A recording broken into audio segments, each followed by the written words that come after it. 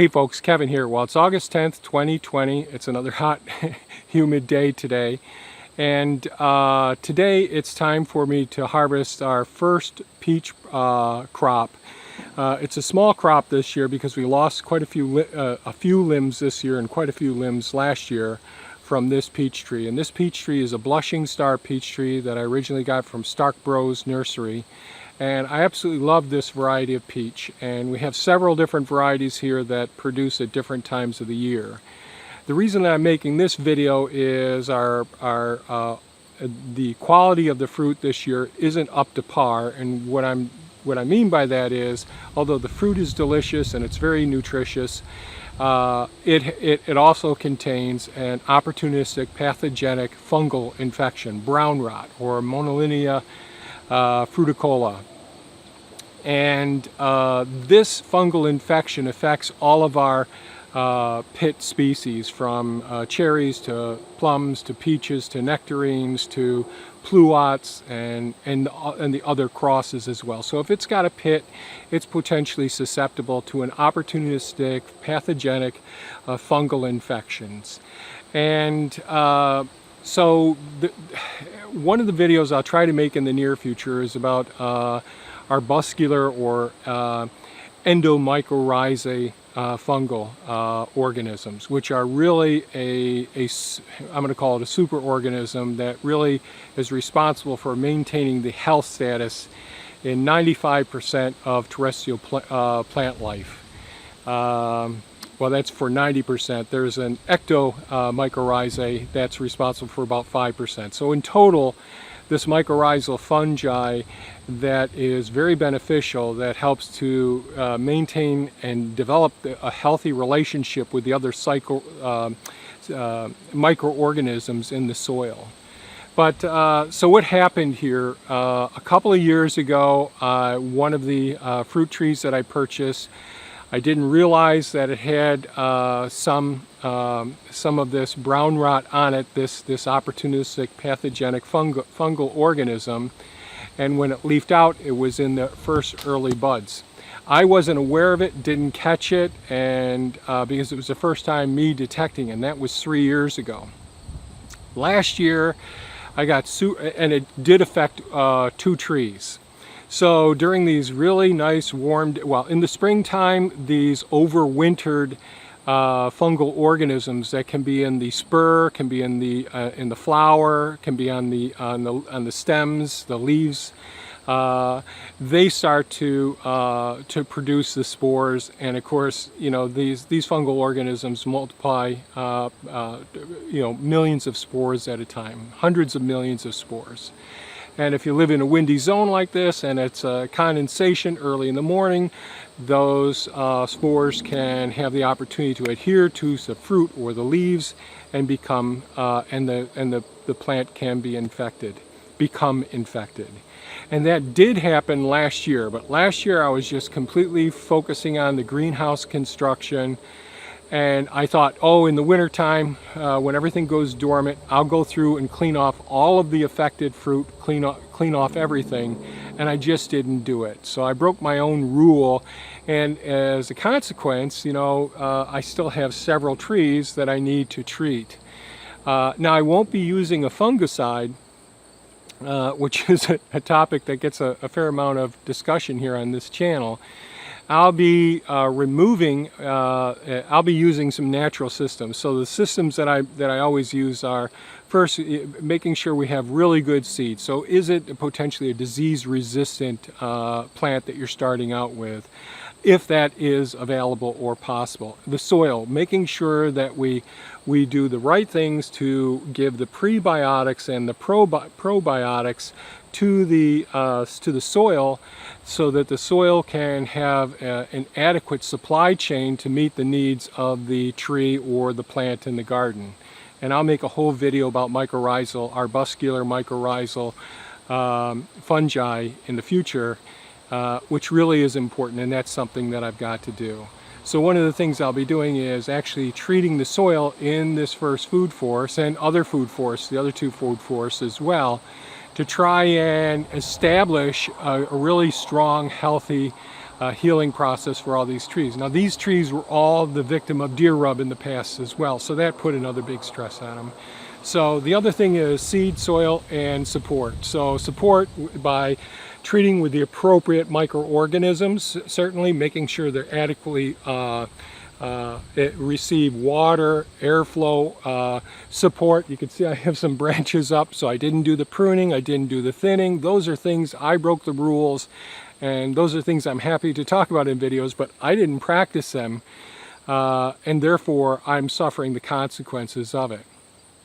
So I just want to share when we do have these problems. So what I'm going to do is put the helmet cam on. I'll try and pick out a couple of the fruit that have it. What we'll do today is take all the fruit, we'll go in and we'll give them a good cold washing. We may use either a dilute Clorox solution or use a vinegar solution, probably a dilute Clorox solution. That'll kill the microorganisms on the surface of them. Anything that I can grossly see that's visibly affected is going to be discarded. And all of the material that I take from the trees, so even this fall, because I'll miss some of the affected fruit, and they'll shrivel up and there'll be just a plethora of spores or fungal organisms ready to sporulate next spring. So it's time to get rid of all this stuff in the fall, do a really thorough cleanup of the grounds. Now I usually like to do chop and drop and leave all the fruit, all the branches, everything in the food forest to feed the system. But if they're affected and they have many organisms that can sporulate and affect the neighboring trees, then that's something that I need to move out as well. So I'm going to put the helmet cam on and see if I can get some of the fruit off the tree and see if I can show you some of the affected fruit as well. Here we go. Okay, I'm going to start by examining some of the fruit here.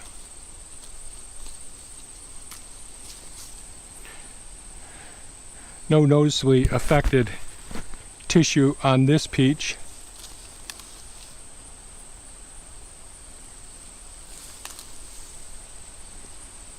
These all look very nice so far.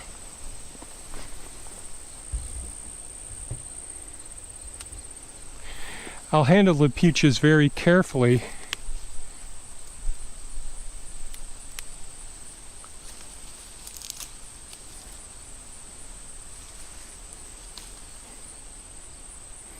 See, this one isn't quite ripe yet.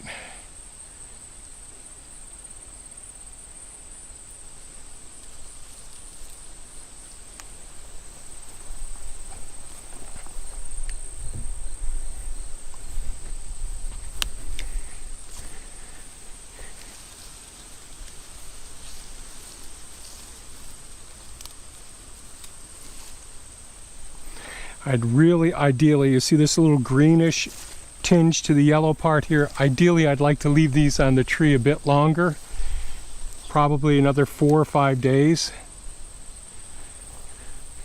But I see the birds are going right to town on them. And they're still firm, but I've eaten a few of them yesterday and today. Yeah, some of those are a little... So I should have thinned the fruit from the trees here. But this is an affected section right there. Let me get my pruners.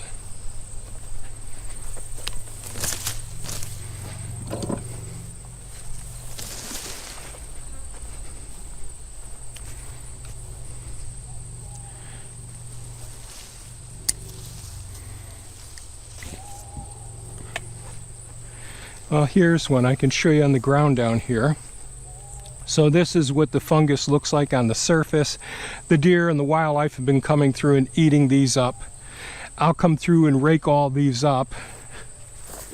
Here's an example of the fruit that was touching up against an area, and they're just multiplying like crazy, and they'll go right into the flesh of the peach as well. So you can see they're definitely affecting the peach. So this is a peach that I don't want to be using. I don't even want any signs of infection on the outer surface of the peaches. Now the windstorm the other day took down several branches off of this tree. So I think what I'm going to do, I changed my plan here. I'm just going to take some of these larger ones. Now I see another peach here. And So this one here, you see the leaves are affected. So that whole stem right there, I'm going to take right off. And of course the deer have been pulling down on these limbs here and gobbling them down. So I'm not, alright, so there's an affected one right there.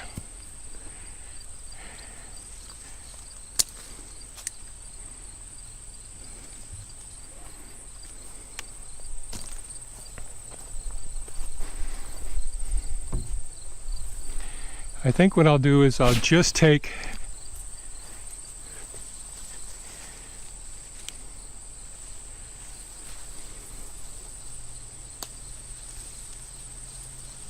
so these ones, there's an affected peach right here. So you see that's all infected there. So this will all have to get cleaned up. And unfortunately, that one's still not ripe yet. You can see a little too much green.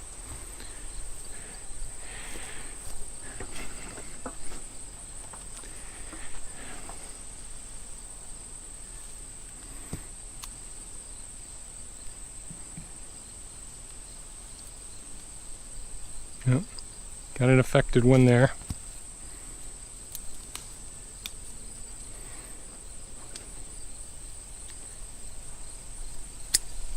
So the spur which produces the fruit, here's one that's affected, so both of these need to be discarded.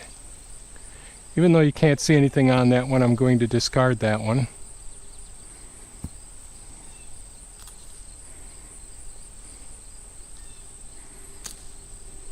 Yeah, these could have another day or so of ripening.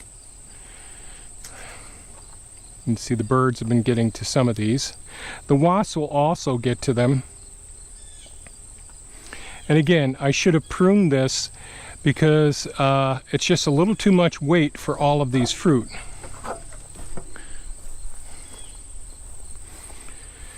Really, the end of this week or next week is when this fruit is going to be ready for picking.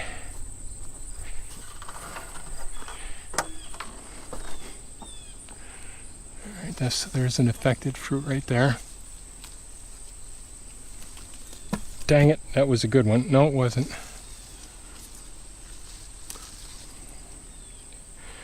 Oh, dang it. So, since so many of the fruit are small up on the tree, there's probably about 25 to 30% of the fruit left on the tree because they're still small, not ripe. You can see by the greenish hue to the, which will ultimately turn a big, beautiful, bright yellow or blush red. Those are the two colors that we look for in the ripe ones, and certainly they start to get pretty soft. And when they're ripe, they really pop off the stems quite easily. But at least over 35%, probably 50% of the fruit were either damaged by the birds, wasps, or had the opportunistic fungal infection affecting them. So the ground is just littered with it. I did trim off some of these stems and small limbs that were affected or that were too long, which, you know, I neglected doing the pruning that needs to be done into the food forest. So there's so much more pruning that needs to be done. Certainly I need to inoculate the soil with mycorrhizal fungi, and I'll make a video about that to help the trees during times of drought, like the drought that we're in, help the trees develop a stronger immunity, a systemic resiliency, and also help to feed it by extending the root zone out extensively. That's what the mycorrhizal fungi can do. So it can really help to make a tree much more resilient to the opportunistic infections, the wind, the wind damage. So selecting the right seed, something that's potentially resistant to infections that are susceptible to the species that's there. Certainly doing the supportive work, and that means taking care of the soil, feeding the soil, wood chips, mulch, those sorts of things.